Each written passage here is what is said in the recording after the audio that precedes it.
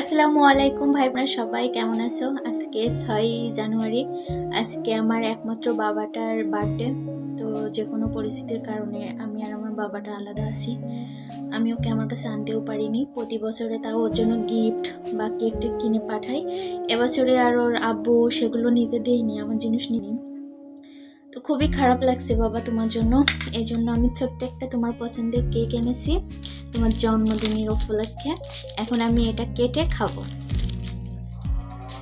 এই যে বাবা, আর যাই হোক বাবা, আমি তোমার থেকে যতই দূরে থাকি, তুমি সারা জীবন তোমার মায়ের এই জায়গায় থাকবা।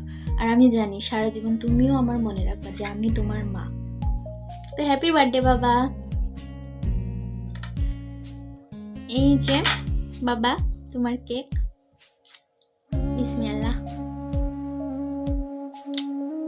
আল্লাহর কাছে একটা জিনিসই চাই, সারা জীবন যেন আমার ছেলেটা ভালো থাকে, ভালোভাবে মানুষ হয়, সবাই ওর জন্য দোয়া করবে।